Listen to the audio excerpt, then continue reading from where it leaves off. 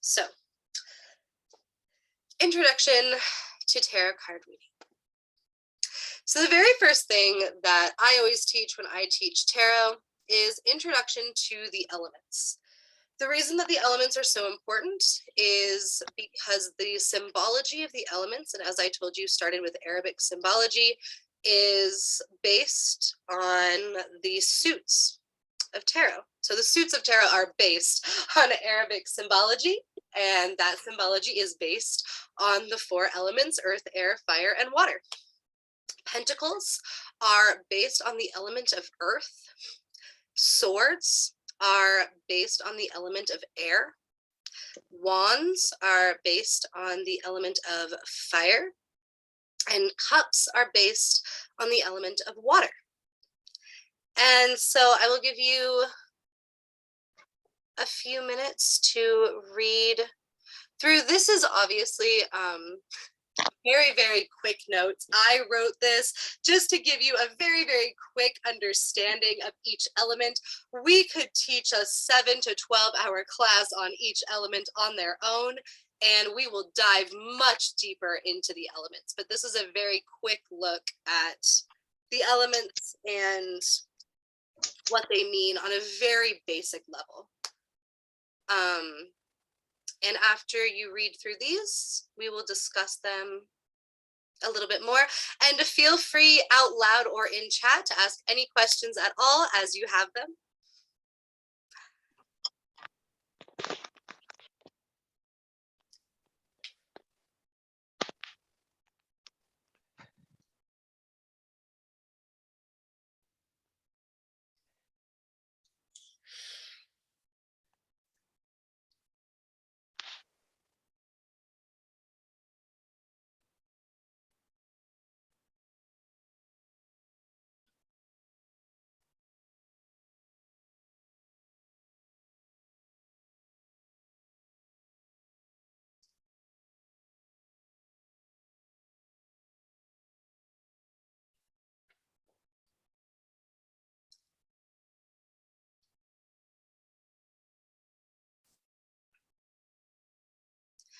And I do encourage you, if you have a tarot deck, to bring it out for class. Even when we are just talking about the elements, it always helps to have, if you have a cups card in front of you, to look at the card and notice how it represents water and what kinds of symbology you can see in the card that represent water. And same with earth and air and fire.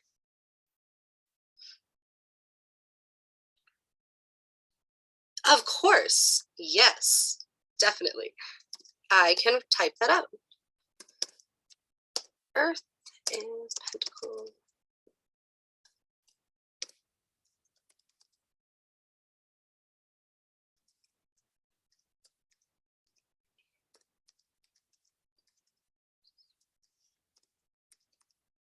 Fire. Wands.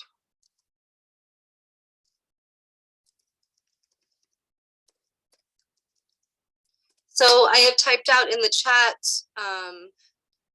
which element corresponds with which suit of the cards, just so that everybody has it if you are taking notes or you just want it for reference. Of course.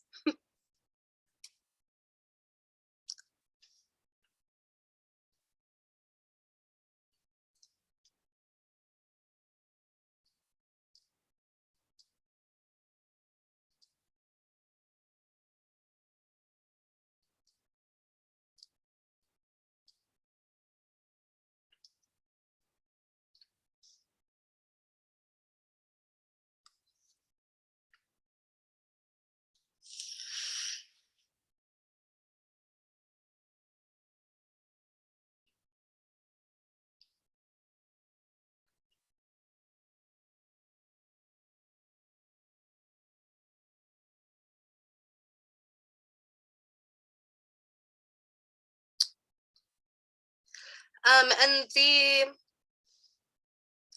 little react button and little emoji button, if everybody would give me kind of a thumbs up when you are finished reading the slide, or if you just, awesome, yeah.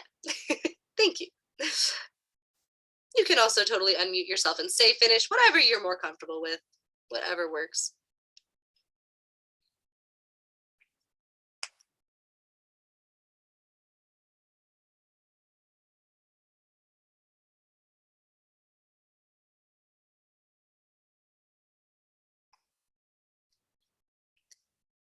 Or you can type it into the chat. That is awesome. Thank you so much.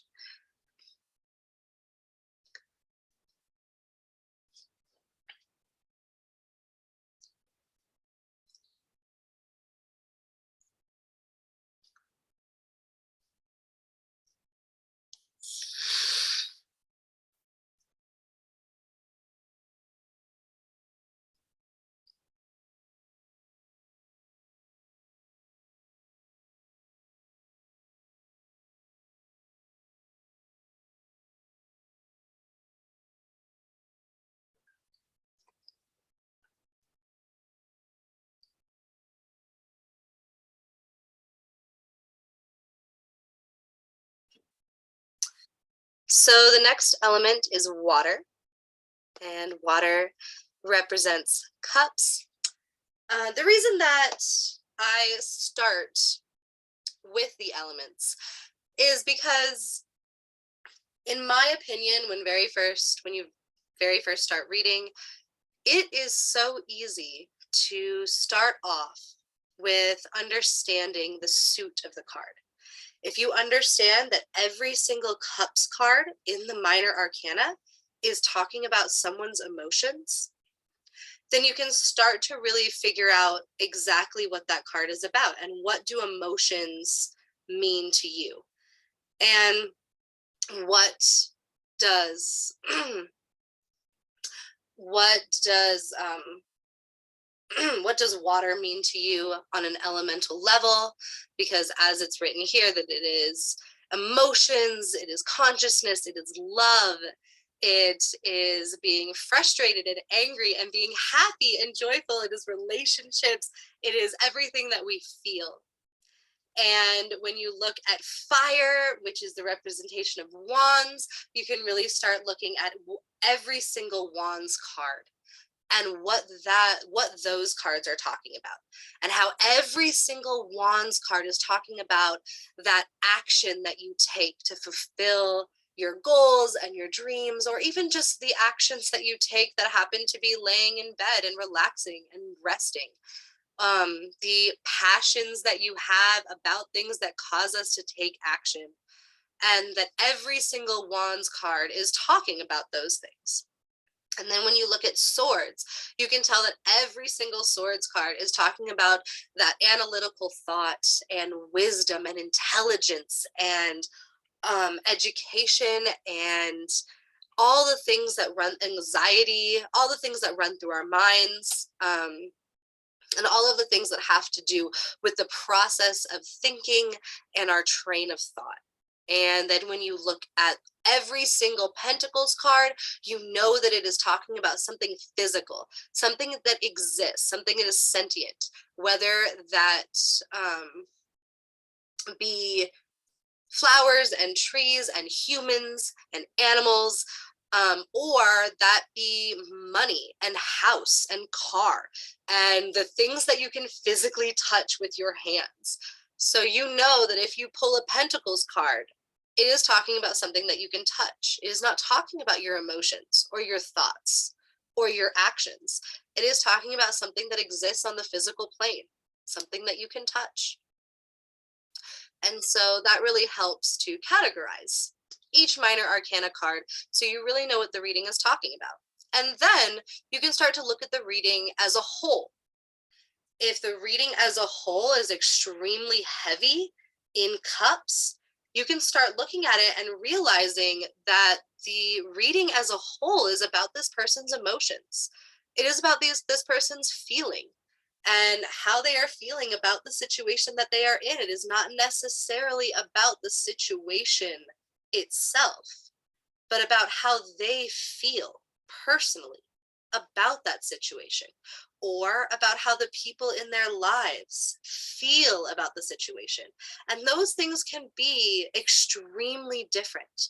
Your emotions about a situation don't necessarily reflect the actual thing that you're going through, because everybody is going to have a different emotion and a different feeling about going through very similar things.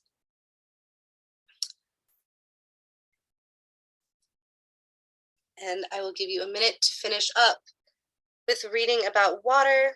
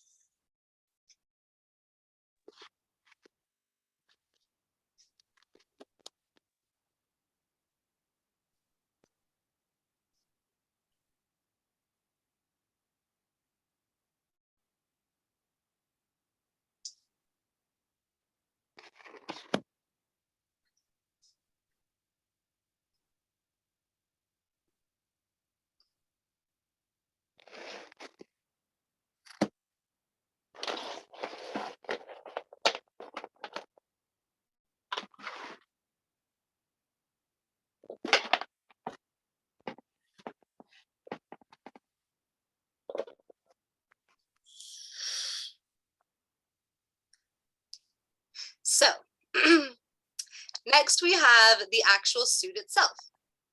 So now that you know what the element represents that is associated with each suit of the card, we are going to go over what the actual suit itself means, which is going to correlate a lot with the element itself, as I said.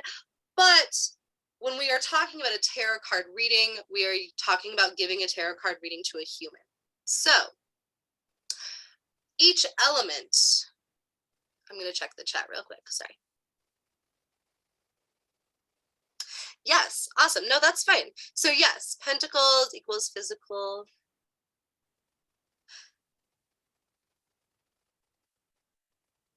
Oh, that's totally cool. Yes. Okay, so pentacles is going to be anything that you can physically touch on this physical plane, and that is anything.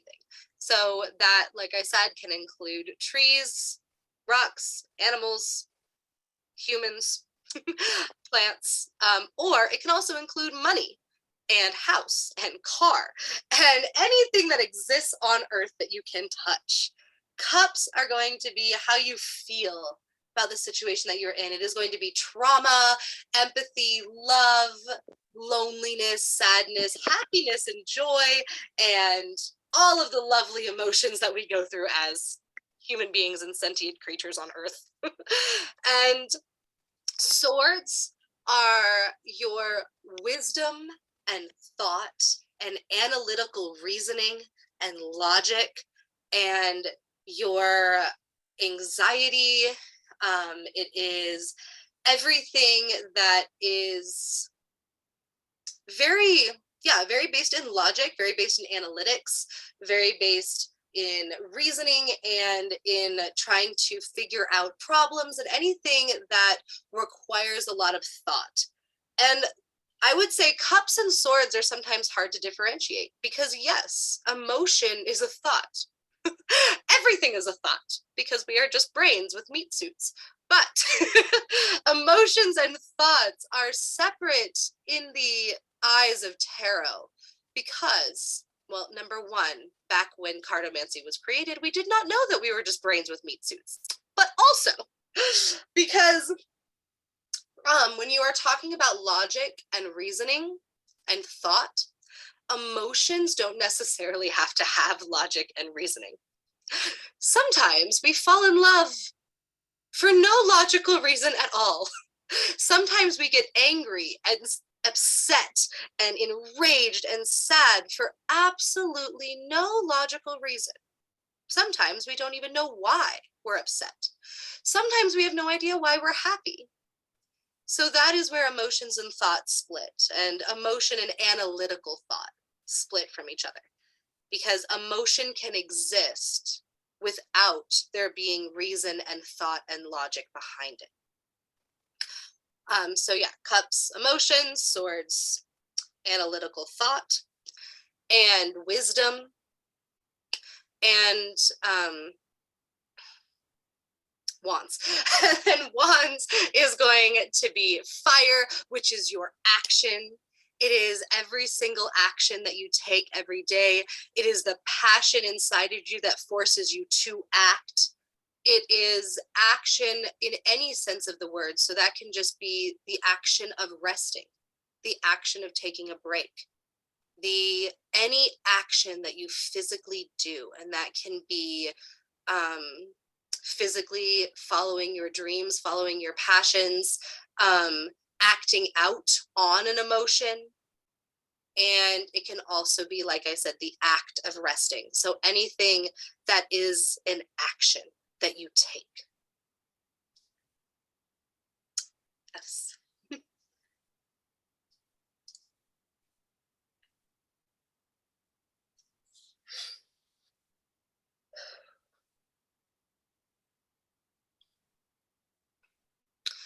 And so then we have laid out here the suits, which, like I said, are going to be extremely similar to the element because they are all based on the element itself that we already just talked about. But the element, as you could tell when you read those, is very metaphorical. It's very much like, as I was talking about, the trees and the wind and the ocean and all of these very metaphorical ways that you can decipher the meaning of a card using a metaphor. Whereas the suit itself is going to be much more related to actual human. So when you are giving a reading, you are probably giving a reading to a human. Now, yes, I have given readings to dogs and cats, but like you are usually going to be giving a reading to a human. And so the suits, though they are based on the element, when I write out the suit, it's going to be much more based on an actual human's life and what they actually might be going through. So when I talk about pentacles, instead of when I talked about earth, I talked about trees and plants and rocks and things. Whereas usually in a person's life, usually, they are probably not going to be getting a reading about a tree. Usually. I mean, it happens, but usually pentacles are going to be more of their finances, their money, their home, their job, their health, their physical health, things that we can touch. Though I know you can't necessarily touch your health, but you can touch your body, which is a representation of your mental and physical health. And a reading that is very heavy in pentacles, then you are going to want to pay attention to these areas of physical health and money and job and work and car and house and all of those things. Also, a reading very heavy in pentacles can also symbolize somebody who is very grounded in those areas. And I think that's where people misinterpret pentacles sometimes, is that people associate it with grounding. And yes, it is, but you have to remember the element it's associated with. So though it means that they are grounded, it means that they are grounded when it comes to their health, their passion for their career, their finances, their home, the people that they are in charge of taking care of their health, the animals that they are in charge of taking care of their health, things like that. It doesn't necessarily mean that your emotions are grounded or that your actions are grounded. It means that your physical, earthly things that would relate to earth and relate to pentacles are very grounded, that you are very dedicated when it comes to pentacles and earthly things, that you are very well-rounded when it comes to your physical life and your school and your finances and things that exist in the material world, and that you have a very good understanding of the things that exist in the material world. And we're going to get into that. Obviously, if you get a whole bunch of upside down pentacles, it's not going to mean that, but we are just getting started, and we will get to what happens when things turn upside down. It also, pentacles and earth are going to represent the direction of north as well. And that is in Middle Eastern symbology. If you were to go study Strega witchcraft, which is based in Italy, or you were to go study Druid witchcraft, north is not always earth. But a lot of the witchcraft that a lot of people practice that tends to be considered traditional witchcraft stems from ancient Middle Eastern practices. And that is when north is going to symbolize earth, south is going to symbolize fire, east symbolizes air, and west symbolizes water. And when you make an altar, that is where you would put all of your directional items. A lot of people don't know that that's based off of Middle Eastern symbology, but it is. Yes, I have definitely read Toon Animal. Oh, that would be so fun. It totally doesn't sound crazy. I have gotten so many people, oh, thank you. I've gotten so many people who ask me to read their animals, and I love it. It's so much fun. It's definitely a little bit different because, like I said, a lot of the symbology is set up to read a human, but a lot of times animals read very, very much like humans. But it gets a little funky, especially if like your cat gets all pentacles, and I'm like, they're doing so well in their career. But you know, still. And thank you. I am so happy you're enjoying class. I love teaching about this. So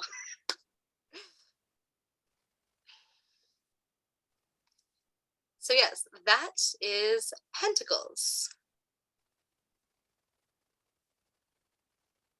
Next, come on. Next we have wands.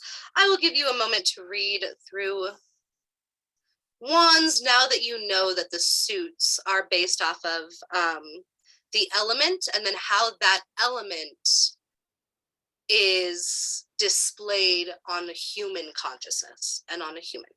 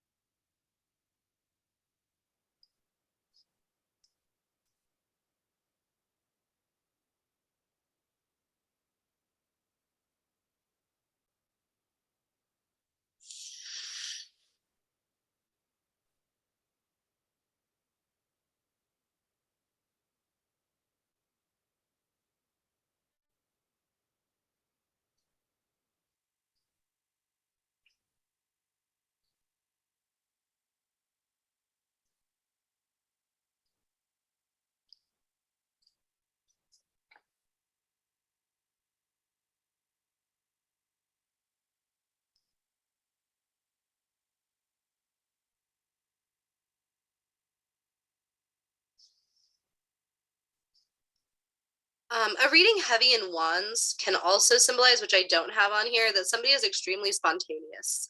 Is anything, wands, especially super heavy in wands, is somebody who acts before they think, acts before they feel. Also, if you know things about astrology, tarot was the numerology described in tarot, as well as the symbology, which we are going over right now, was developed and basically created in the Middle East, but also that includes North Africa. So it's going to include Egypt as well. So a lot of times when I say that it was developed in the Middle East, yes, but that also does include North Africa. And for anybody who knows, Egypt is also where astrology first started to be become a huge part of their culture and society. And a lot of Middle Eastern symbology and Middle Eastern numerology is also based off of astrology. And Egyptian astrology is not going to be exactly the same as tropical astrology, because once it hit Europe, it changed and morphed a lot. But a lot of the symbology of the elements stayed the same. So like if you're a Sagittarius, you are going to be the element of fire. And if you will notice, fire, which is representative of wands, a Sagittarius and anybody who is a fire sign is very passionate, very spontaneous. They tend to act before they think.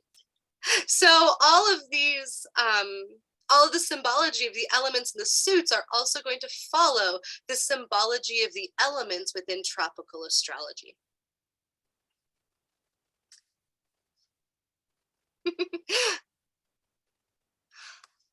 Aw, you're awesome. I know, I love Egypt. I have always wanted to go to Egypt as well. I've been to the Middle East, but I have never been to Egypt, and that would be amazing.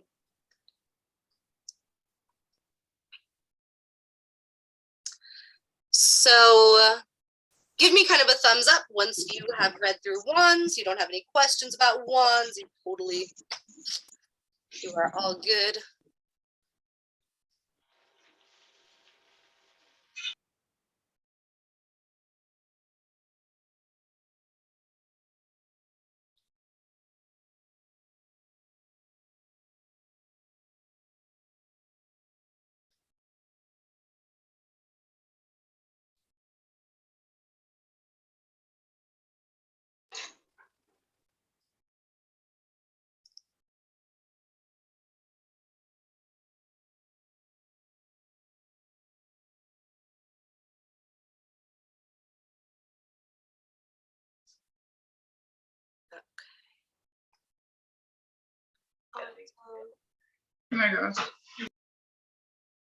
Okay. So next we have cups, which this is just me as a teacher as well. You will notice that a lot of times when I'm discussing cups, the paragraphs tend to be much longer. And that is because for me, when discussing emotion, there's so much more to say, because human emotion is just a wide range of things. Whereas, you know, the stuff we can touch, there's not much there. Whereas emotion, there's so much more to emotion than this stuff you can touch in your house and your money and your job. But for some teachers, that's not how they feel at all. For some teachers, pentacles is a much bigger and broader thing. The things that you can touch are much bigger and more profound than your emotions. For me, my emotions are much more profound than the things that I can touch in life.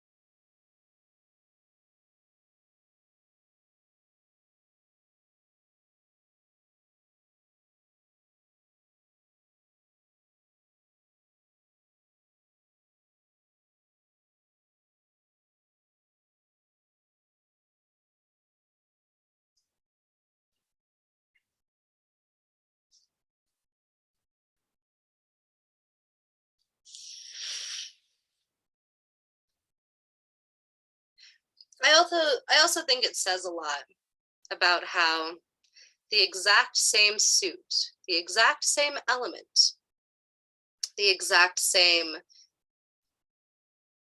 symbology that represents happiness and true love and romance and butterflies in your stomach and all of those wonderful, beautiful things is the exact same one that represents trauma and that represents grief and that represents anger and depression. And even though we can just kind of chalk that up to, well, they're all emotions. Yes, but having those be represented by the exact same suit, especially when you're talking about an ancient civilization that didn't necessarily understand that all of these were just different neurotransmitters in your brain, says a lot about human consciousness and human evolution and how we understood emotion.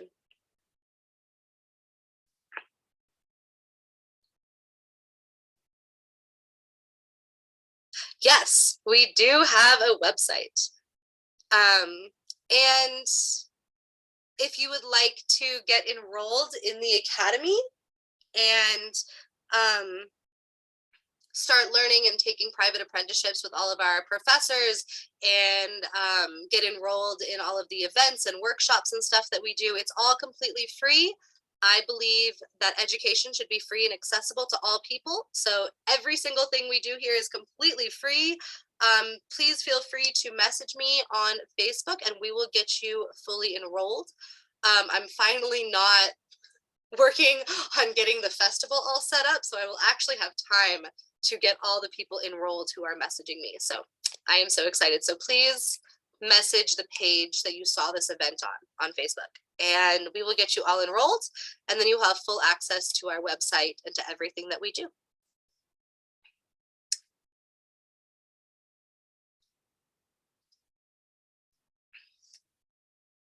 Of course.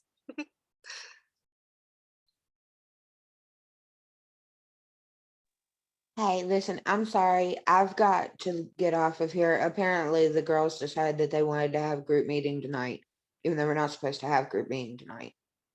That's But okay. all right, I'll watch the recording though. Awesome. Sounds good. It will be recorded and put on the website. So Awesome, have a thank you. great night. You too. Thank you. Bye. Bye.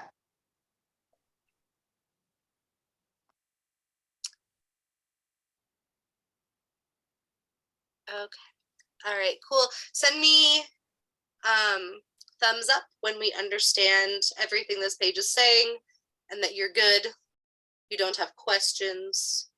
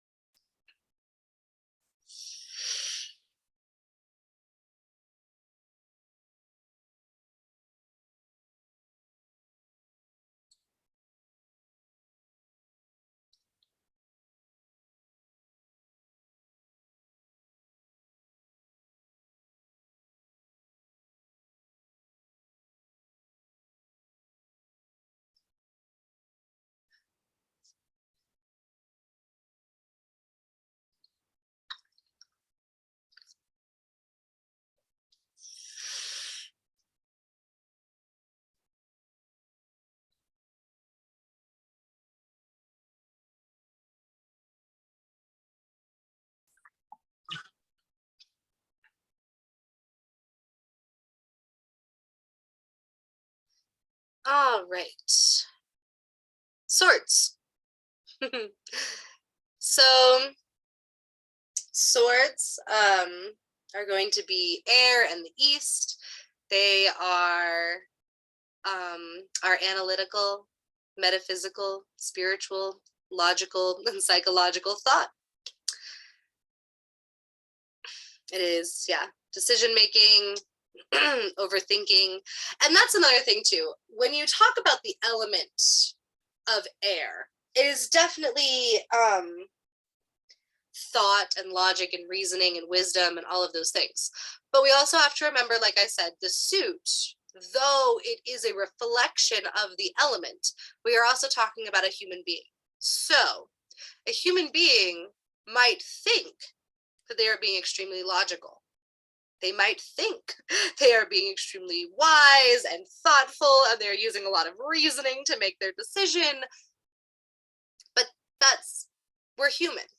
That's just an opinion.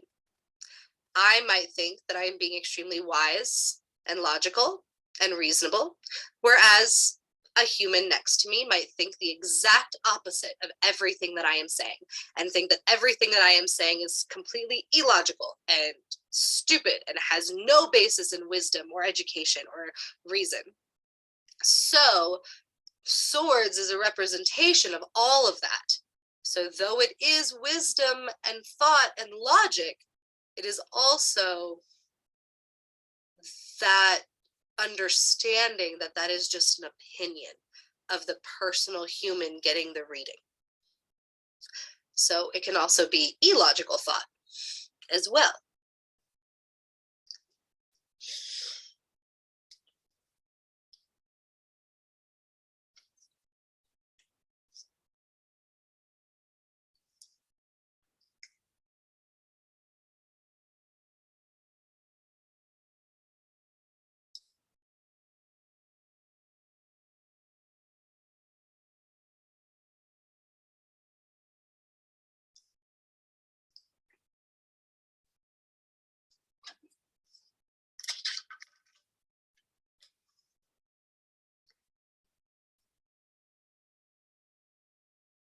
Yes, exactly. I am so happy that you compared it to astrology. Exactly. Exactly. That is, yep.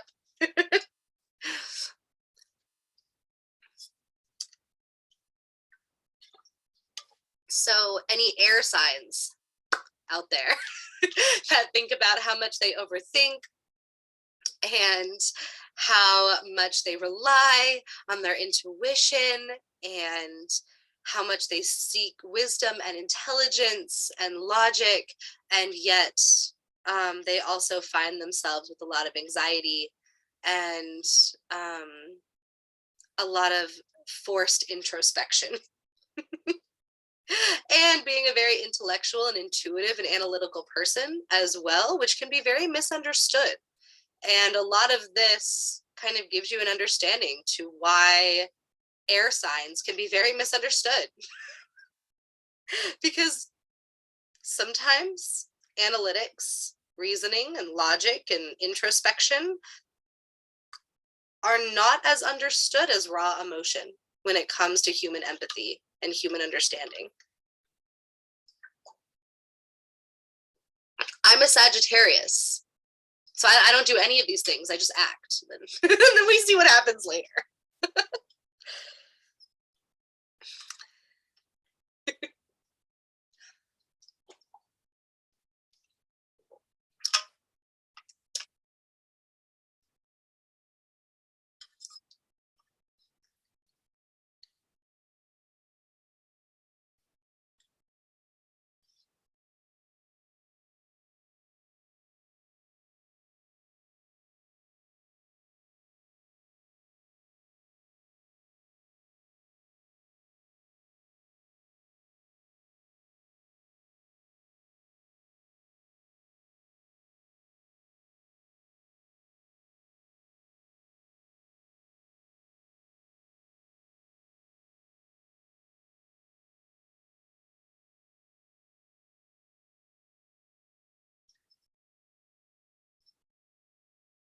Oh, nice. An Aries moon. That is so cool. That's beautiful. Having fire in your moon would be an amazing experience, especially mixed with air, because that air is also just going to fuel those flames as well. That must be intense sometimes.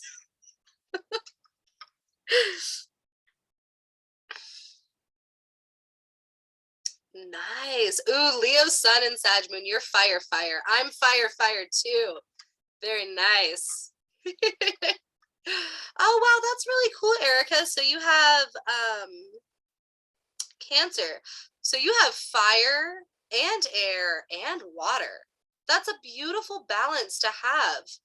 I wish I had more balance. I am much more like Lori. Yeah, I am Leo. I am Aries and Sag. So yeah, it's just fire on top of fire, making decisions without thinking. But I try really hard to think, you know, I try. Yep. Which means I'm extremely passionate about things. People who are fire can be extremely passionate. But also we get so passionate and on fire that we burn out really quickly. I wish I had more of a balance sometimes.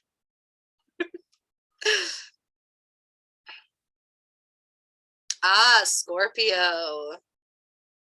Yes, by the way, Tiffany, so our amazing astrology professor, Micah, she teaches a class every Saturday morning at 9 a.m. Mountain Time. And if you go into her comments, even if it's after the class, go into her comments and tag her, and you just tell her the time you were born, the place you were born, and the month that you were born, and she will tell you all about your rising sign, your moon sign, everything. She will tell you, she'll give you a little mini chart reading. And if you do an apprenticeship with her, which once again is completely free, she will give you a super in-depth, like 2-hour long chart reading that tells you all about your astrology chart. I know the basics of astrology. I grew up with astrology, but she blows anything I know out of the water. She is incredible. That's why she's our astrology teacher, but she's amazing. So go comment on her videos and she will tell you all about your chart.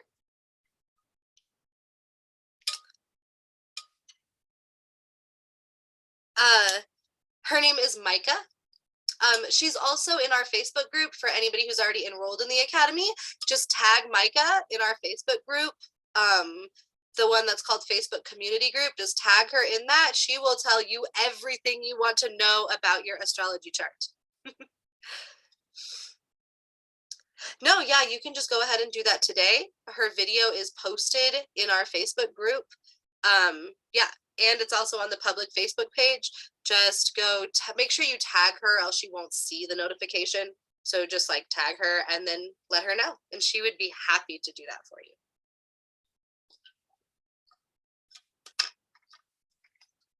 Of course. Also, Scorpio. Scorpio is a very interesting sign. I love Scorpio. Scorpio is a beautiful sign. My sister's a Scorpio. But Scorpio and Sagittarius have such an interesting relationship. Not many signs are able to put out a Sagittarius, but Scorpio is. Very, very interesting sign. Me and Scorpios. We actually get along really, really well, but when we start debating, it will never end and nobody will ever win, ever. It's fantastic. But that makes for some amazing, epic debates. Oh, nice. Oh, yes. And see, now, because of your understanding of the elements and what they actually symbolize and mean and how they relate to tarot, you can pull a tarot card and know what it means astrologically, as well as based on its symbology, and as well as its elemental sign, which helps you understand why Libras act the way they do, why Sagittariuses act the way they do, why Scorpio acts the way they do, because you have Scorpio, which is water, and now you understand kind of the basics of the symbology of water and the basics of the symbology of fire. and why they react to each other the way that they do.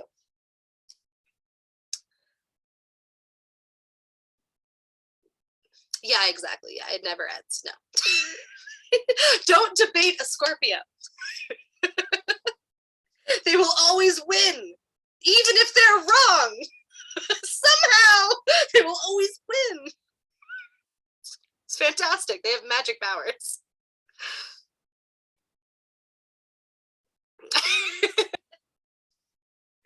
I love that. That's fantastic, though. It also means, too, that the emotional intelligence of a Scorpio is beautiful, which is why you get that symbology of emotion. The emotional intelligence of a Scorpio is so amazing because they're not only debating you and debating the topic of discussion, but they're debating your personality. They know your personality. So they know how to win specifically debating you and your personality because they have so much emotional and empathetic intelligence. It's beautiful. It's amazing. It's so cool. I love it. Sagittariuses are just so passionate with fire that we could continue talking about the topic for 500,000 years. And so you also can't win with us, but that's just because we don't stop talking. Yes, that's so awesome. Well, I hope that being part of this academy too, you're able to hone that and to charge that and to really learn about your psychic ability. And that's beautiful. That is so amazing. And what tools that you enjoy learning and using to be able to really let your psychic ability show. Because I feel as though forever I've had a lot of psychic ability, and tarot and numerology and cartomancy are really the way that as well as dice reading, because I am so into numerology. I love reading with dice and doing psychic readings and divination reading with dice. And I love dice and I love numbers. I don't like math, but I love numbers. It's very different. And so I love doing readings with cards and dice. And that's my favorite. So I hope that you find what your favorite is as well.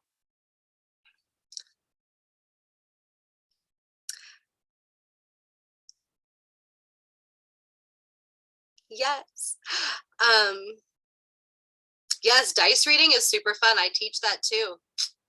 Yes. It's a super fun class. Dice reading is so fun.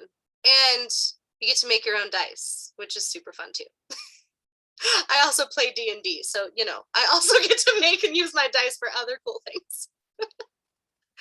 All right, cool. So now we are getting into numerology, which is my favorite part.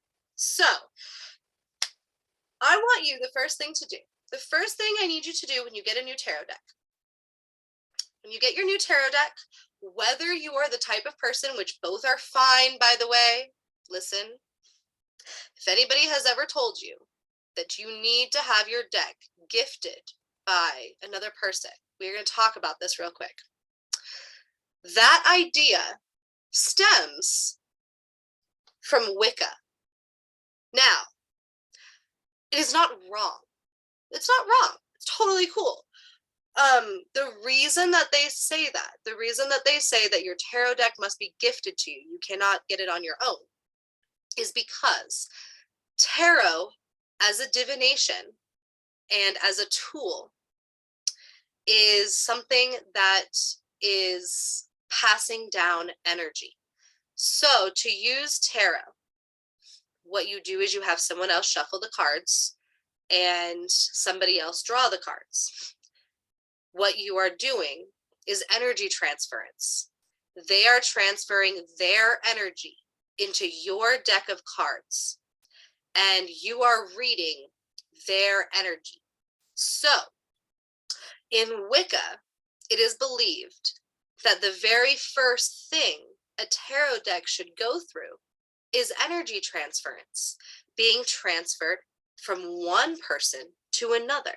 Energy transference. And it's a beautiful tradition, but Wicca is a very new tradition. This is not some ancient tradition that has been passed down for thousands of years, whereas cartomancy and tarot is a very, very ancient tradition. And making your own cards, buying your own cards, trading your own cards, bartering for your own cards has been done for thousands of years. So, if you would like to follow the tradition of Wicca and have your first deck be passed down to you, that's beautiful and that's fine. That's energy transference and it's wonderful. If you don't want to do that, that is also fine. And also a tradition that has been passed down to make your own cards or buy your own cards or all of that. Both are fine. Both stem from pagan tradition. Totally cool either way. Yes. Totally. Yep. So that is why, and where that comes from. So it comes from Wicca and energy transference and the idea that the very first thing that the deck should go through is energy transference. And it's beautiful, but not necessary. If you don't believe that, totally fine.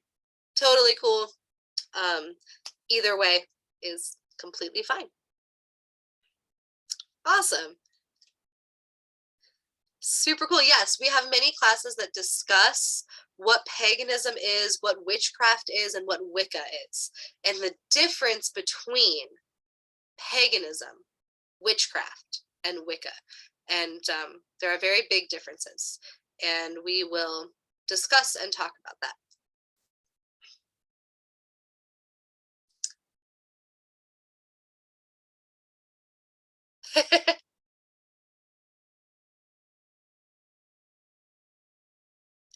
Totally understood.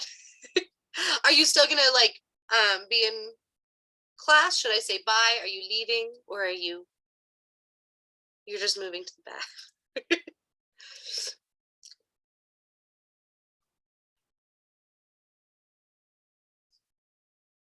Oh, cool. Awesome. Sounds good. So, numerology. I'm going to let you read through this page first, kind of the definition of number one and the definition of numerology, and then I will discuss numerology and how it fits into how we are going to read tarot. And after this class, you should be able to read every single minor arcana card all by yourself. Oh, this is what I was going to say before I got into the whole deck giving thing. So when you first get your deck of cards, whether it's a gift or you bought it or you made it or whatever, take the little book that comes with your deck and toss it away. You don't have to throw it away because that's wasteful. You can find a way to reuse it. But do not use the book. The book does not. Don't use the book. Don't use the book. Don't do it. I'm going to teach you. I'm going to teach you right now how to read every minor arcana card, and you do not need the book. Okay? Okay. Anyway, go ahead and read through this page, and I will continue talking once people have read through this page.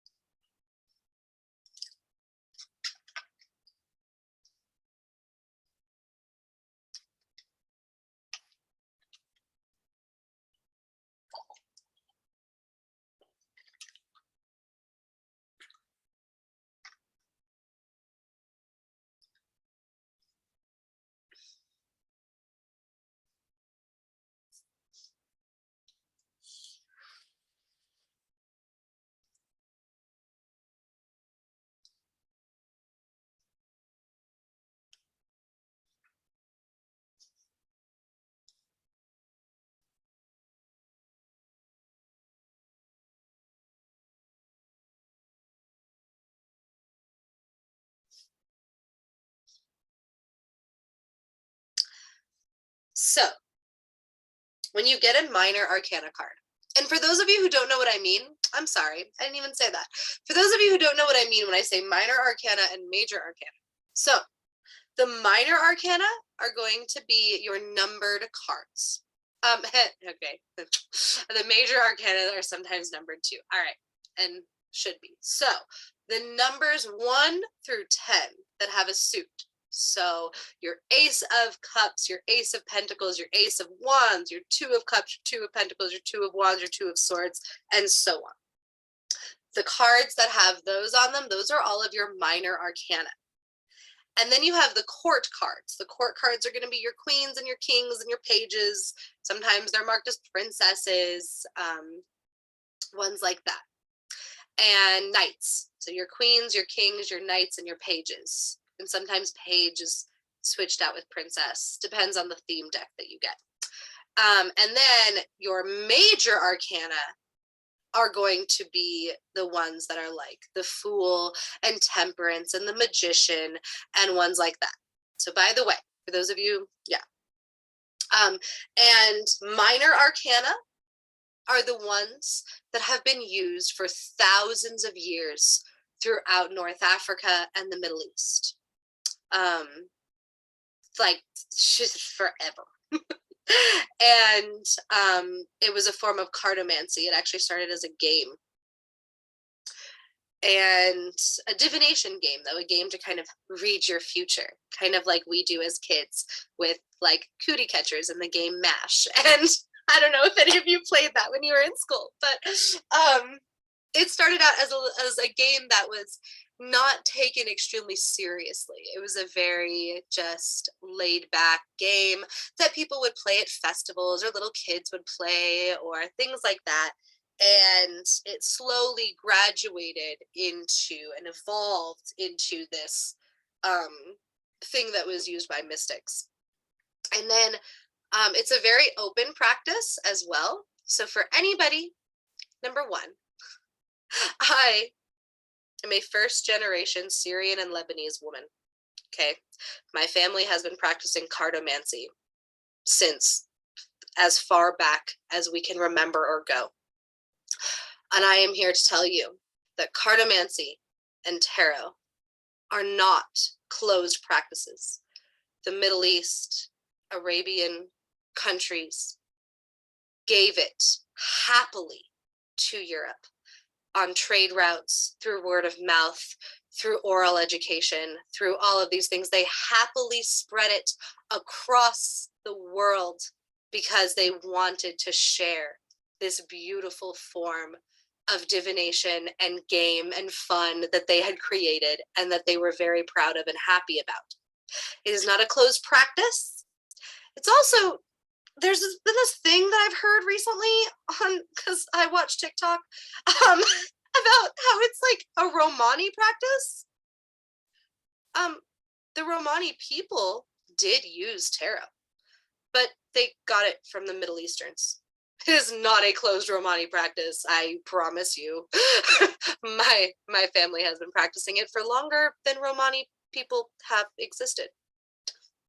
Because the Middle East and North Africa were some of the very first people to exist ever. So, no, it is not a closed Romani practice. No, it is a Middle Eastern practice, and we are happy to share it with you. And it is very open. And not only is it open, but it is gladly and happily shared with the world.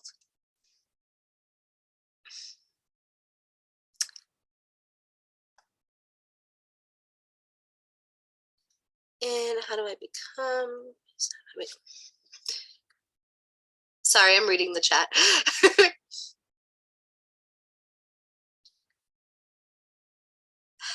We are going to go over that, Erica. I promise I'm getting there. I know I go on little mini rants. I start talking and then I think of something and then I go off on a rant, but I promise I'm getting there. It is really overwhelming how many different forms. And it's also really overwhelming too to know which practices are closed practices and which practices are open practices. And the best thing that I can tell you to be able to figure that out is to do your research as best as you can, because the internet is filled with lies. But to do your research as best as you can to find where that practice originated and find someone from that culture to teach it to you. And they can let you know if it's closed or open. And that is kind of the best way to do it. So if you are educating yourself about Native Indigenous North American practices from Native Americans or just Indigenous North American tribes, find somebody who is part of that tribe to teach you. And they can let you know what practices are open to teach and what practices are closed and only for them and only for their tribe members. And you happen to have a first generation Middle Eastern woman teaching you cartomancy.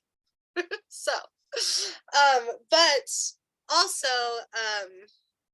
most of the professors that teach at this academy, like we have Melissa and Katana, who are the Strega witchcraft professors, and they are both from Italy, and they grew up Strega witches and part of the Strega community. So I try really hard within the academy to only bring you professors that are going to be from the community from which that practice comes from. Now, like herbalism, we have an amazing, beautiful herbalist that comes from Canada that teaches us about herbalism. And like herbalism did not start in Canada, but also herbalism is just like a very open practice, and we're not going to discuss in class or learn about any of the practices that would be closed within herbalism. Anyway, figure out where the practice came from, learn from them, do the best you can. Mistakes happen, it's okay. Anyway, so numerology. Okay. So, numerology, this is how you're going to do it. You are going to take the card. So let's take the Ace of Pentacles. Ace is going to be 1. So the Ace of Pentacles, now you know what Pentacles means. You know what the suit means. You know what the symbology means, the element means. You are going to take that and pair it with the number 1. Now you know what the number 1 means. It is the beginning. It is the manifestation of an idea, a feeling, an action, or a reaction, or a physical journey. So if you have the Ace of Pentacles, then you are going to probably think that that is the beginning of a physical journey, something you can touch. So it's probably the beginning of a new job. It's probably the beginning of getting a new house or getting a new car, or the beginning of an actual physical journey that they are starting, such as moving or going on a really, really big trip that means a lot to them, or it is the beginning of, it can even be things like the beginning of having a baby and having your first child. Usually that can come up as emotional, but some people really do feel that very physically, and it's a very physical challenge or physical beautiful thing in their life. Or the beginning of school, starting a new path with your career or with school. So think about what Pentacles means to you now that you've read all about Pentacles and Earth. Think about what the number 1 means to you now that you've read about the number 1. How it can also be independence, determination. It is the manifestation of something new. If it comes up right side up, it is going to be something that is going to go very well. If it comes up upside down, it's going to be maybe something that isn't going to go as well. We will talk about that. We will get into upside down meanings, but I just kind of wanted to mention it. It is also self-sufficiency. So think about what the number 1 means to you after reading this paragraph, and what Pentacles means to you. And all you do is put those 2 things together. And now you have created the Ace of Pentacles. Same thing with the Ace of Cups. It is the beginning of a new emotion. It is the beginning of joy. It is the beginning of new love. It is the beginning of new excitement and happiness. It is also can be the beginning of a new trauma, the beginning of a discovering that you have a mental health condition. It can be the beginning of a mental breakdown. It can be the beginning of depression, the beginning of grief. And then you have the Ace of Swords, which is the beginning of a new thought, a new idea. It is the beginning of a new journey through introspection and wisdom. And then you have Wands, which would be the beginning of a new action. And finally acting on something where maybe you have been thinking about it for a long time or saving money for it for a long time, and now you are finally getting to begin this new action. Oh, beautiful. Thank you for showing us your card. Exactly. See, and when you look at the card, so if you pull out your tarot card deck and you look at the card, now suddenly, because you understand the ace and you understand the element behind it, all of a sudden you can start seeing the symbology and the meaning in the card. And you can see what it means just by looking at the card because you understand the element and the symbology and the numerology of one.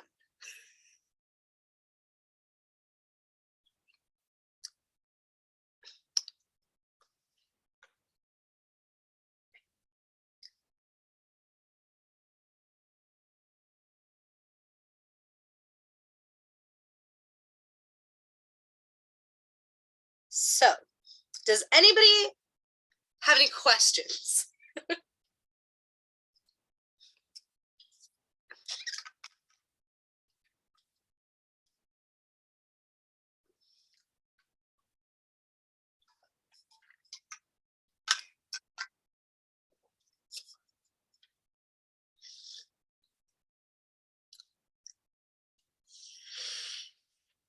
Cool.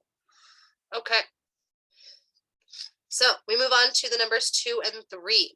I will let you read through those, and then we will discuss 2 and 3. Now, after you read through 2 and 3, I am going to have you type out into the chat. So I am going to say, like, what do you think that the 3 of Pentacles might mean? And I want you to have an answer for me. It can just be like a 2-sentence answer. It doesn't have to be like the big rant that I went on. But I would love if all of you had an answer for what you thought the 3 of whatever means to you. So read through these and let me know when you're all done.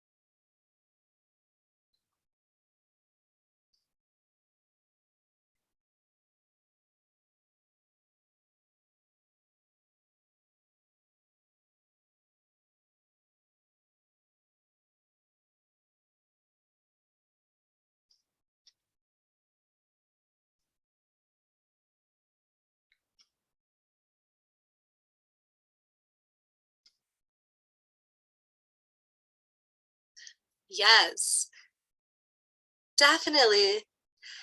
So Lori, which element were you talking about? I hadn't given the element yet. I was just saying be prepared to answer when I did ask. But yes, no, you are completely right. That would be that sounds to me like the Three of Pentacles. Is that where you were going with that? Perfect. Yes. That is a perfect answer for the Three of Pentacles. I love that. So basic but and simple yet perfect and beautiful. I think that was just a direct message to me. So Lori said that the Three of Pentacles would be what you're working or moving towards is starting to manifest. And I love that. That's perfect. Totally.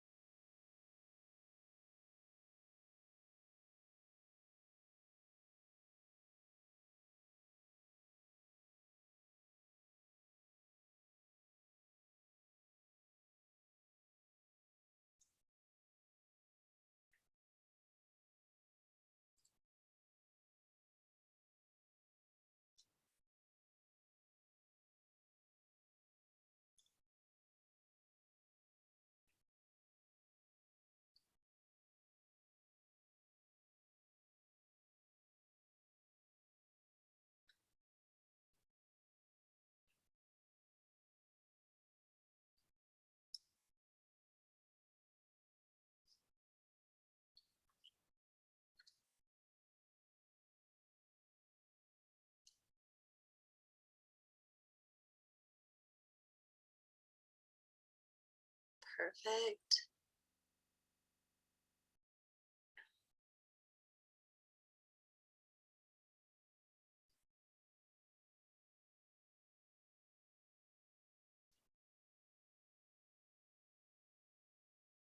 Yes.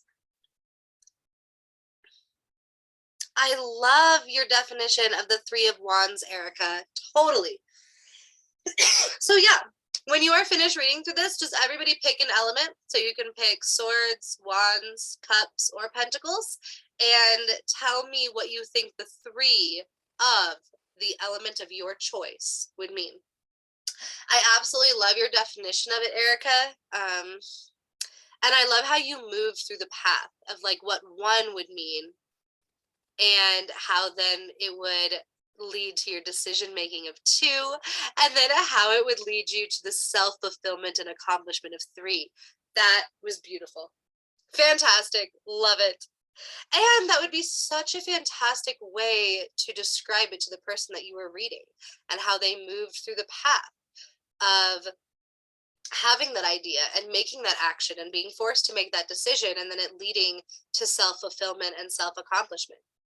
Beautiful. Exactly. You totally got the concept of how the numbers lead into one another. And I didn't even talk about that yet. So that's awesome. Brilliant.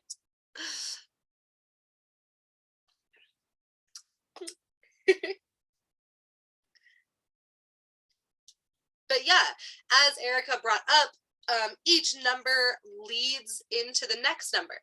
So if you take swords, for example, first you would have the thought. The ace would be that thought, the idea, the contemplation of how you're going to manifest that, how you are going to work through that, how you are going to figure out how to make that idea happen.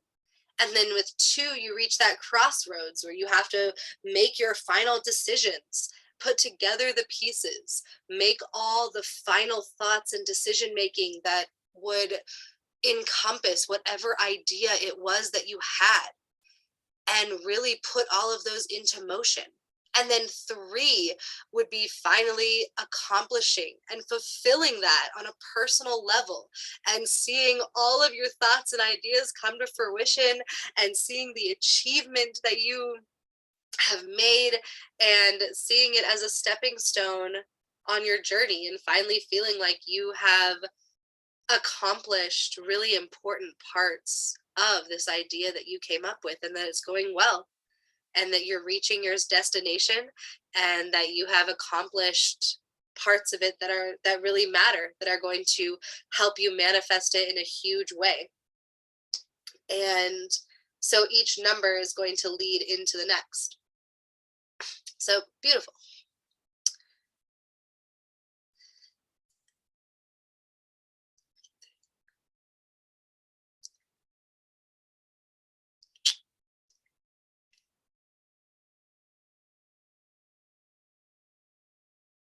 Yeah, no, I love that, Tiffany. Definitely. So the 3 of Cups, symbolizing being on a positive path when it comes to your emotions. Definitely. That the 3, when it comes to emotions, can just be that you were able to make decisions and accomplish the act of feeling happy and feeling fulfilled, and feeling like you are actually making steps towards making yourself feel happy and successful and joyful, and feeling like you are finally heading down a path that leads to your own self happiness. And that sometimes the accomplishment is just knowing that you're on the right path. And that was beautifully said. Totally. Yeah.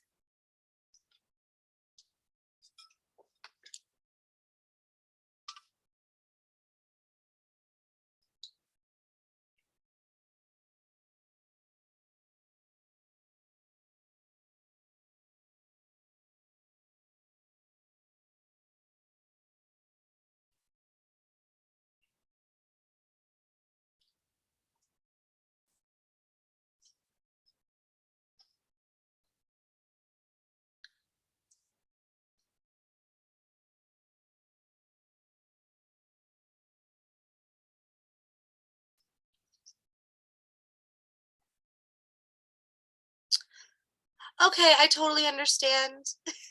I hope you have a wonderful night. And the recording will be up for you to watch. Thank you so much for being here.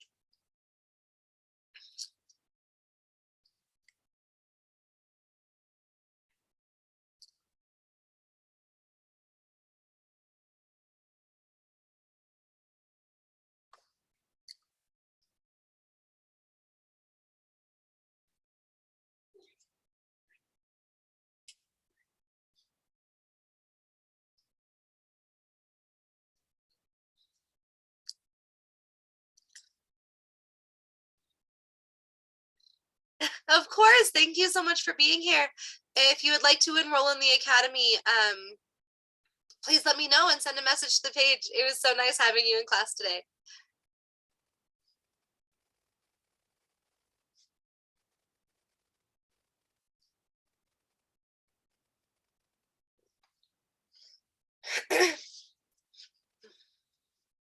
Okay, so let me see. We still have a few people, or like a couple, 1, 2, 3, 4, 5.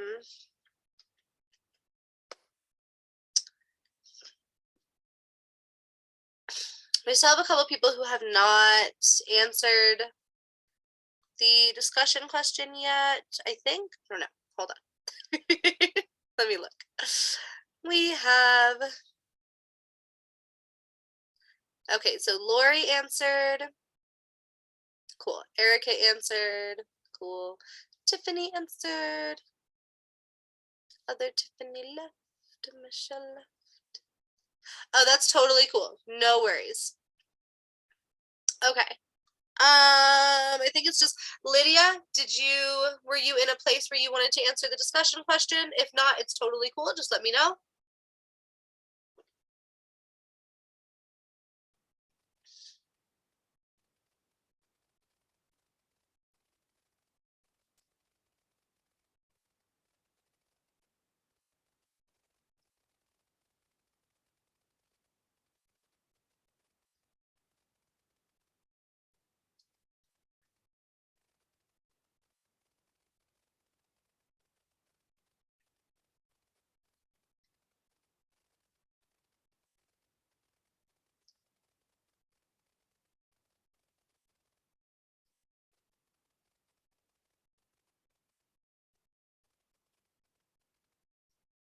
Okay, so we're gonna move on.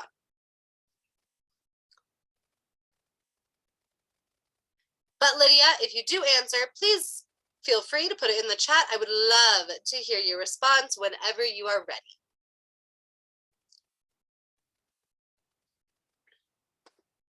Okay. So next is the number 4. And, oh, okay, one thing I totally forgot to mention. Okay, we're gonna go back. Okay, so number 2. There is one exception with the number 2. So here it lists it as a decision.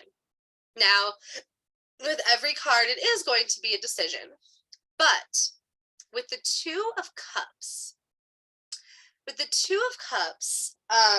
it is universally known for tarot readers and cartomancy readers as the love card. Because a lot of times when humans have to make really big decisions that have to do with their emotions, a lot of times it does have to do with love. It doesn't always mean love, but remember that if you do see a 2 of Cups in someone's reading, and you do look at the symbology drawn onto the 2 of Cups, it does symbolize love, and it is the love card. It's not going to always mean love, but a lot of the time, 2 paired with Cups is going to be the love card. When it comes to swords, pentacles, and wands, it is just going to mean that you have come to a crossroads and you have a really big decision to make when it has to do with your analytical thought, logic, reasoning, actions, or physical things going on in your life, such as job, car, house, finances, things like that. When it is the 2 of Cups, it is very likely that it is the love card. So make sure to watch out for that. If they did ask a question and you know their question, and their question was about love or relationships, and they get the right side up 2 of Cups, it is probably about falling in love.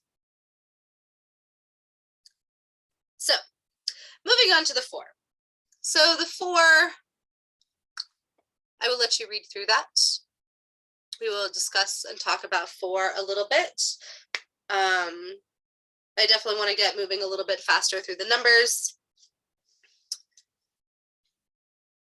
so that by the end of this class, you are at least, by the way, just so everybody knows while you're reading through the 4, this slideshow presentation right here and everything on it is already on the website. So for those of you who already have access to the website, you're already enrolled as a student, this is all already there, all on the website. You have access to all this information, this slideshow already.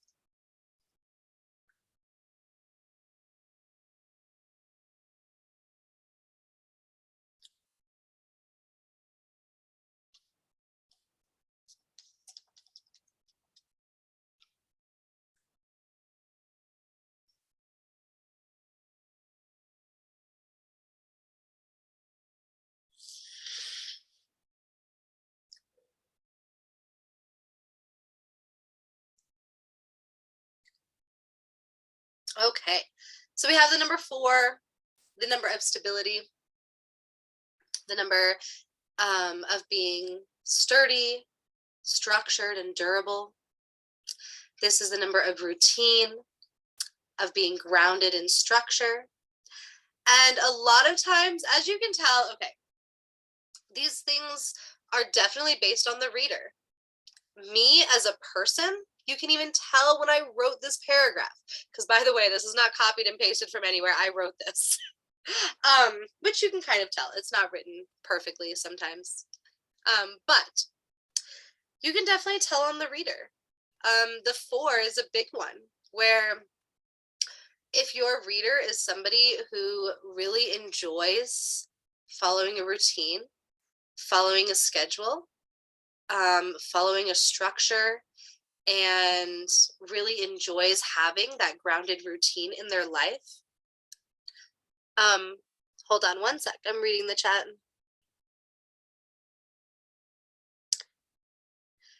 That is totally okay, Tiffany.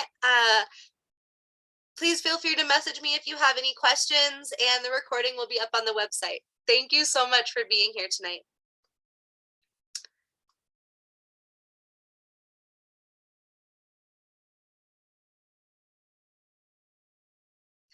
Yes, exactly, Erica.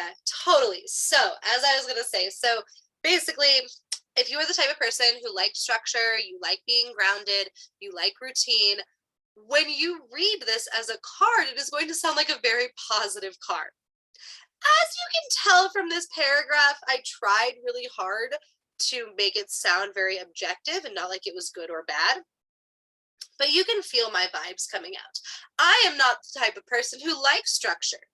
I am not the type of person who enjoys routine. And you can feel it in this paragraph that I wrote, that I'm like, yeah, but it turns into stagnation and it turns into being very complacent. And it is true. The 4, if you spend too long in the 4, you spend too long doing the exact same thing, having the exact same routine, having things be very monotonous, then routine and structure can turn into stagnation and complacency and boredom very easily. But that changes from person to person and takes longer. Like for me, I'm not comfortable when I've had the exact same routine or structure for like a month.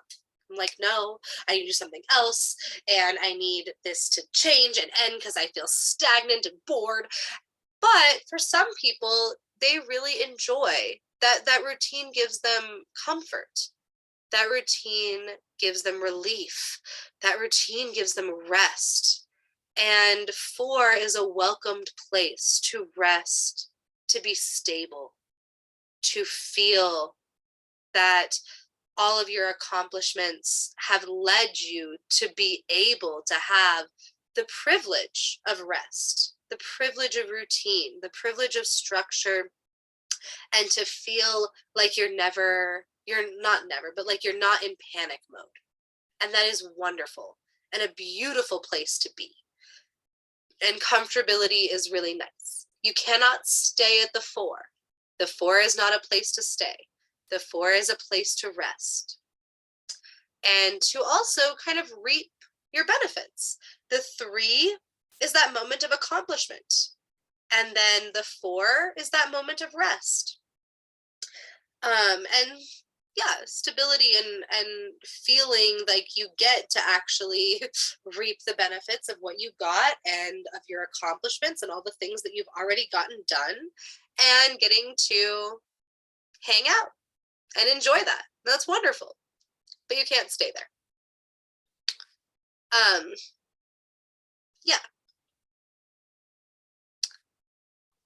And then you get to the 5, and the 5 is chaos. So of course, once you decide to stop resting, you get chaos. And it's not bad. Like when I say chaos, that is not a bad thing. Some people really associate the word chaos with bad. It's not at all. 5 is just that number where you excite things up again. It is disorder, it is disorganization, it is being overwhelmed, it is tons and tons of things that you have to do, and sometimes it is beautiful. Like I feel that way about this academy because I am the owner and founder of this academy, and sometimes when it's going really well, when I'm getting tons of new students and I'm really excited and there's so many people that want to join and go to classes and it's great, that also means that I get like 75 messages every 15 minutes, which that means my dreams are coming true. That means that all the hard work that I have put into this is going so well. But it also means that it is chaos and disorganization, and that I don't really get a moment to contemplate life and to rest and to have stability. So chaos is not a bad thing. And when you have a right side up 5, it is this idea of necessary chaos that is needed to meet your goals, to make your dreams come true, to meet your ambitions, and all of that. Whereas upside down 5 can be chaos that you can't handle, chaos that leads to burnout, chaos that leads to stress, that leads to health problems, that leads to mental health problems, that leads to panic attacks and anxiety attacks. So you definitely have to balance your 5. Don't let things get too chaotic, but chaos is needed for your dreams to come true.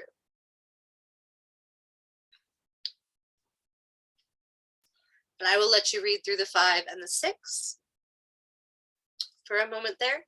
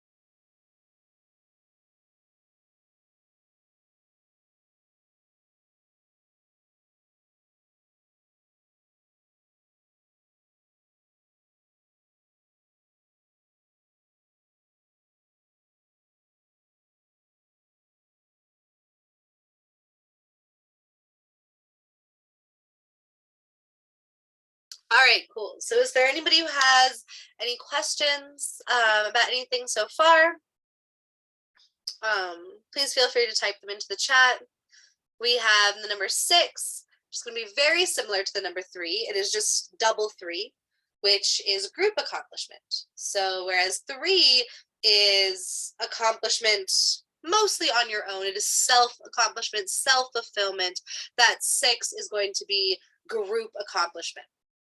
And I always compare that to like graduating college or graduating school in any form. Whereas, yes, it is you who accomplished that and got that degree, but it was also the help from your professors, from your friends, from your study groups, from your peers, from the librarian, from all of the people that helped you to succeed, and from your mentors, and from all of that. So it is group accomplishment. Okay, so that's a fantastic question. Thank you for asking that. So I do say that in my perspective and from my training, it is not okay to not read reversed, because if you don't read reversed, then every single reading comes out being very positive.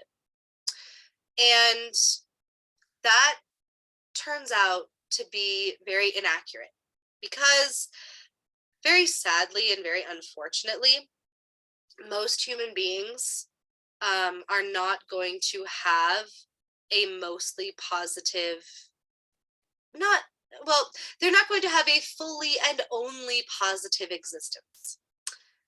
Pretty much every single human being on earth is going to go through something really hard. And if they are seeking guidance from you, they are seeking divination work from you, they want to know about what's happening in their future and what's happened in their past, it is probably going to be a very inaccurate reading if you only say that good things have happened in their past, and only good things, and that only balanced, positive things are going to happen in their future. Because probably in most people's pasts, most people's presents, and most people's future, bad things and trauma have happened to all of us, to every single one of us. And usually the card upside down, not always, but usually the card upside down is going to show off that imbalance and that the negative aspects and the trauma and the pain and grief and sadness and all of that. So when you read the card upside down, you are reading their trauma and their grief and their pain. And trauma and grief and pain are just as much a part of life as joy and happiness and fulfillment.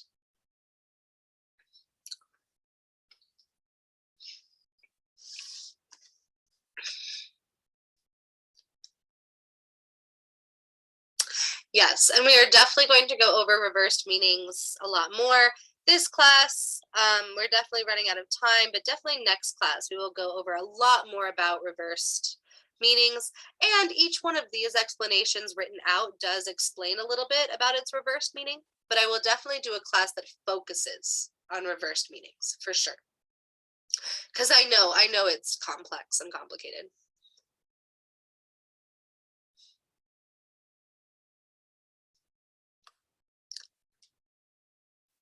Okay. So the number 7. So the number 7 represents the path that you're taking in life. And the number 8 is going to be about connection. And I will go ahead and let you read through those. And then once we reach number 9 and 10, I am going to have you guys do another little mini assignment where I ask you, like what a card would mean. And after that, we're going to wrap up class. But let's slow down. Read about the 7 and 8.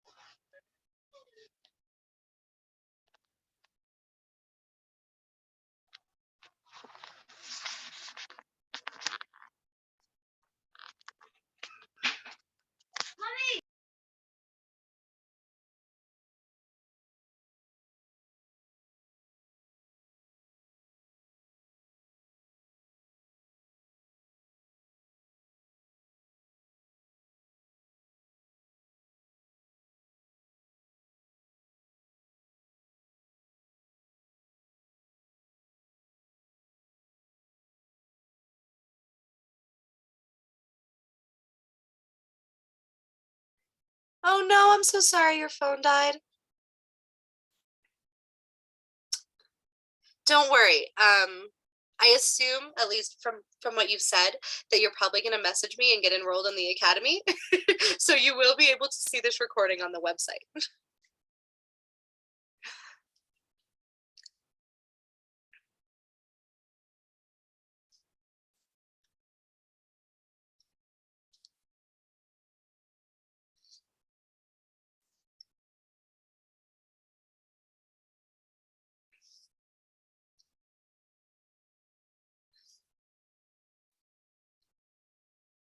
Does anybody have any questions about the 7 or the 8?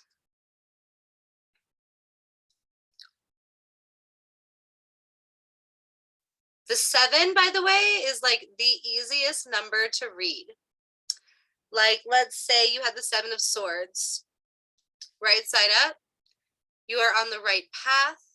You have the right idea. Upside down, you are on the wrong path. Very simple, very easy. Most of the cards are not like that. The 7, lovely. It sounds really complex as I wrote it out because I tried to write it out and sound and give you a lot of complex topics to think about when I write out the numerology. But in reality, when you're giving a reading, if you need like a quick cheat sheet in your head for 7, right side up, you are on the right path. Upside down, you are on the wrong path.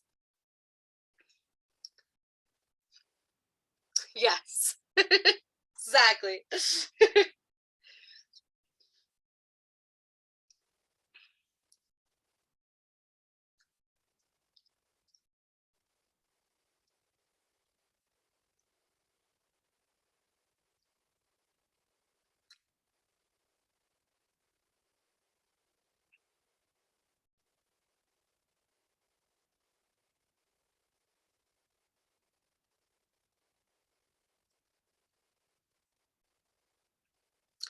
And then 8. 8, the only time 8 gets a little tricky because 8 is the number of connection.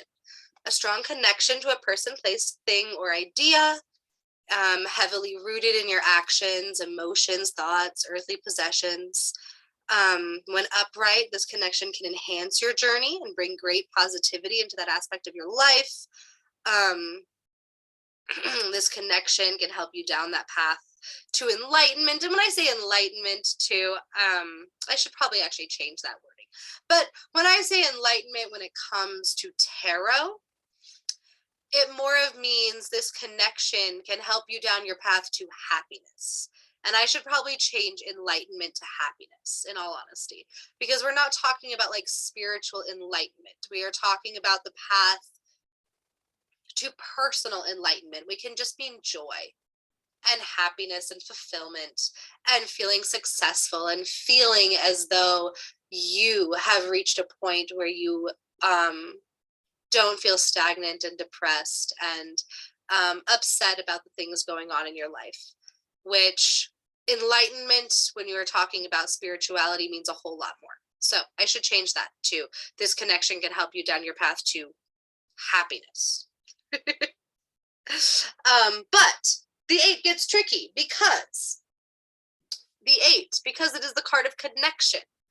If you get the 8 of Pentacles, sometimes, and actually usually from what I have found, the connection when you are talking about the literal earth, like as we talked about, pentacles are things that you can literally touch and feel and that exist in the real world. A lot of times when people get the 8 of Pentacles, it means they are literally going on a trip. Like they're literally going on vacation. So you can be sitting there talking about like their deep connection to a place and how it's helping them down their path to happiness. And like really, they're just flying to Disneyland. So you have to be very careful with that one because a lot of times it just means they're going on a trip. So remember that. All right. The last 2 numbers. We are on the 9 and 10. So now, after you read the 9 and the 10, that is it. You officially now can read every single minor arcana card in the entire deck of tarot. Congratulations. All you do is take the number, relate it to the suit and the element, and now you can read every single minor arcana card. Bam. Just like that. Fabulous.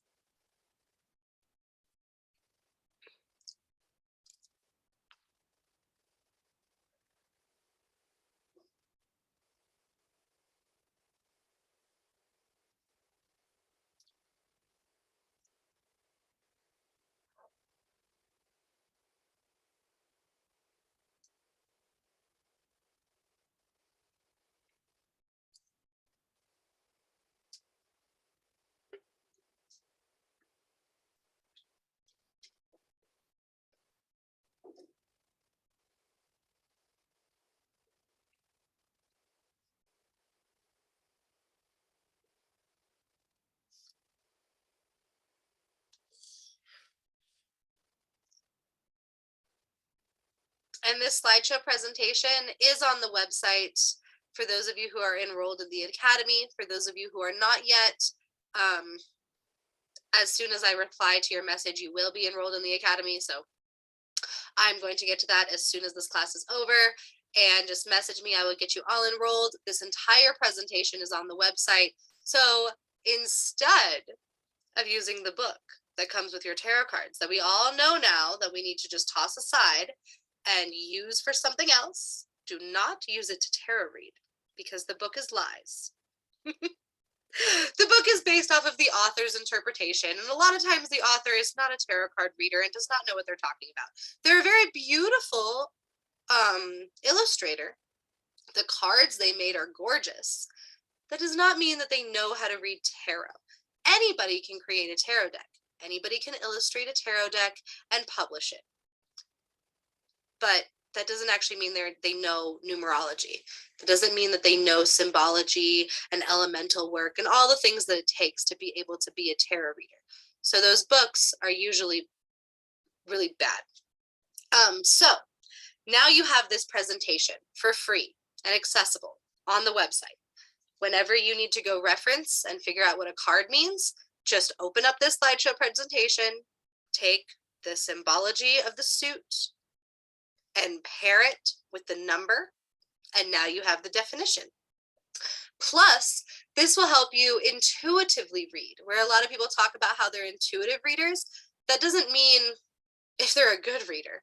That doesn't mean that they just kind of like make up the definition based on their intuition that day. It means that you get to decide based on the numerology of the card, understanding the numerology of the card, understanding the symbology and the element and the suit of the card, and you can decide what that means to you. Like the number 9 being the means to an end. That can mean many different things to many different people, but it always means the means to an end. It always means that you're almost done with your journey, that the end is in sight, but that can mean something different to a lot of people. So that's what intuitive reading means. It means that you understand the numerology, that you understand the symbology, you understand the elements, and you are using that knowledge to interpret the card in a way that makes sense to you.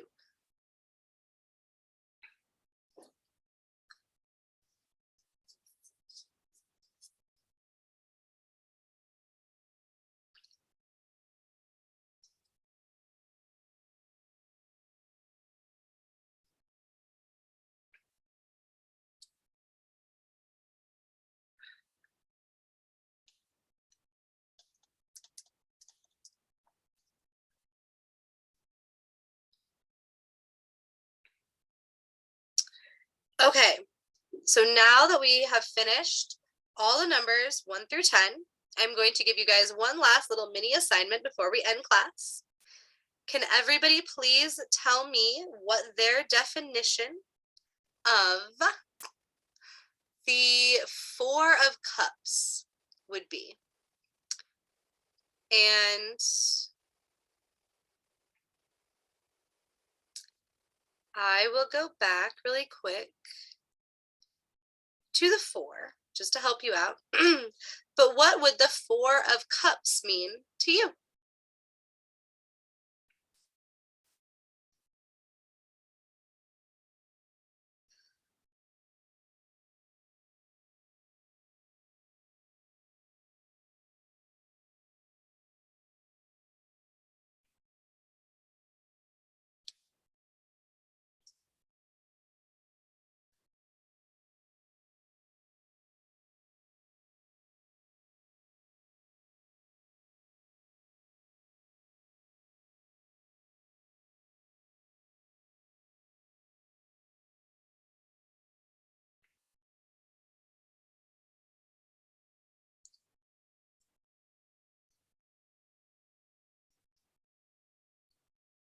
Please feel free to answer in the chat or out loud, whatever you would like.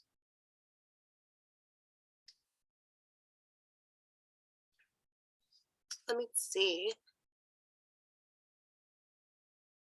Yes! Yes. Lori, I love that answer. That is a beautiful interpretation of that card. Love it. Gorgeous. For all of you to know, Lori said settling in and being comfortable in a relationship. Beautiful. That is one interpretation. It can mean many other things, but I love that interpretation. Yes. Beautiful.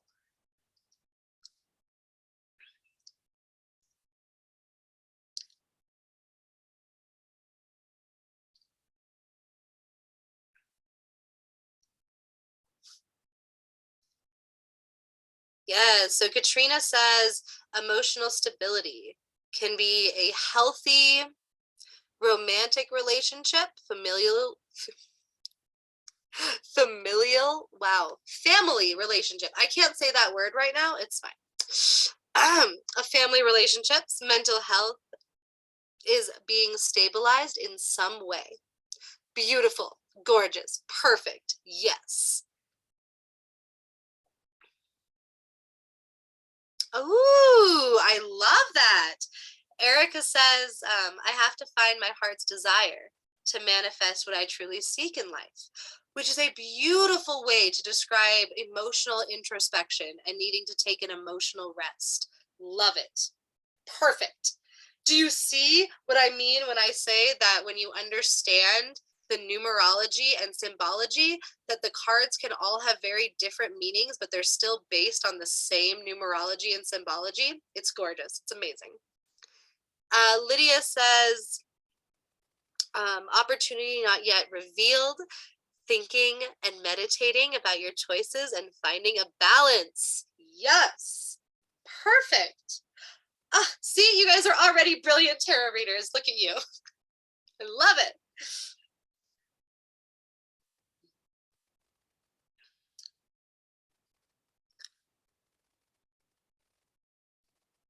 Yay.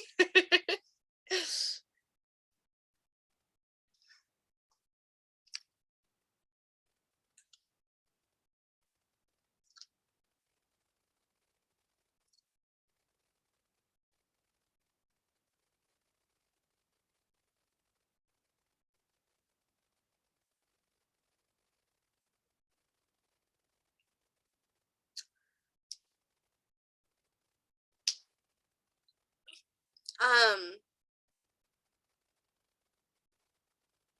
Sylvie, did you say that you were going to, that you weren't able to answer right now? I totally forgot.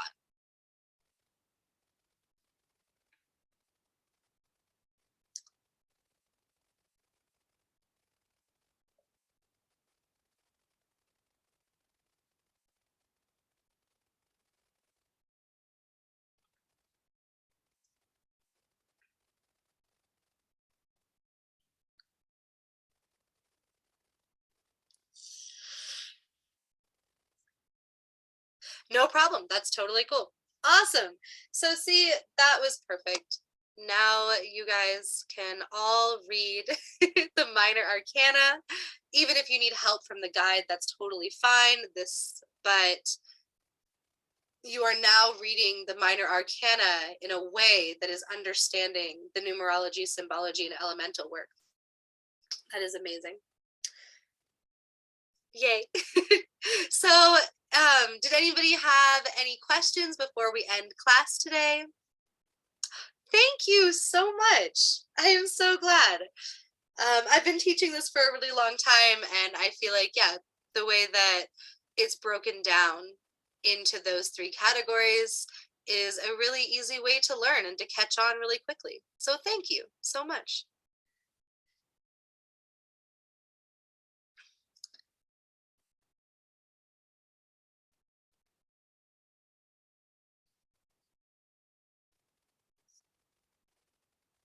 Yes, we teach a separate class on the major arcana. Each class is 2 hours long. I try not to overwhelm people with more than 2 hours of information. So the major arcana class is going to come up, I promise. I know a couple of you already who are attending this class have probably seen Intro to Tarot a few times now, because we keep getting new students, and I don't want to move on to major arcana before at least most of the people in the class already understand minor arcana, because when we get to major arcana, you are going to have a very good understanding of numerology and of the elements and of symbology, because each major arcana card is an entire story, whereas the minor arcana are very much a piece of someone's life. The major arcana can be someone's entire life. They can be someone's entire personality. Someone's entire existence can be explained with one major arcana card. They get very complex. So I want to make sure you have an understanding of this first, and then we will move on to major arcana. Yes. So actually, in this slideshow, I'm pretty sure. So in this slideshow, number one, that's a previous class I taught. So in this slideshow, you can also, no, we don't want to play that. No. Come on. Thank you. You can also see the court cards as well. And I think I have homework written down in here. So this slideshow, which is on the website, also gives you information about every single court card, just so that you know those as well. We will go through those next time in the next class. Oh, nope, doesn't give homework. Okay, so here's the homework that I would have written in here that I need to do that. Take out the minor arcana from your deck and give yourself, if you have a deck. If you don't, then I would write down all the minor arcana on a piece of paper and kind of shuffle them up, and give yourself a reading with just the minor arcana, and try and see if you can memorize each number, each symbol, each element, and try and see if you can give yourself a reading with just the minor arcana, and do it over and over again. Give your friends readings with just the minor arcana, give your family readings with just the minor arcana, and work with those for a while. And then next week we will start on the court cards and the major arcana.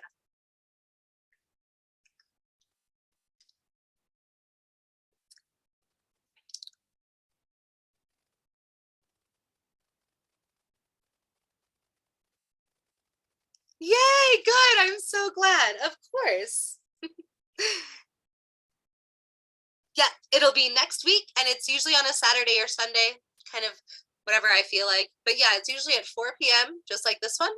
Well, 4 p.m. Mountain Time, on a Saturday or Sunday.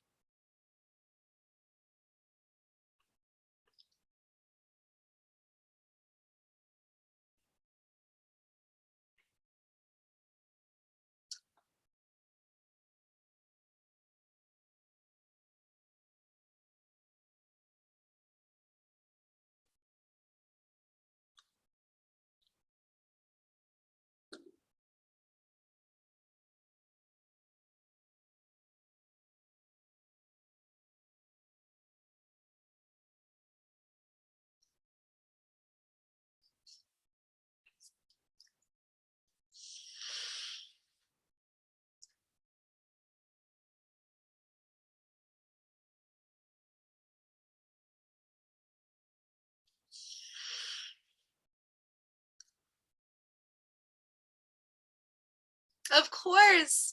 Did you message me, Erica? Did you message the page? Did you do it? So that I can give you the website and you can be a student and you can start taking this class every week, and I give homework and assignments and all of that.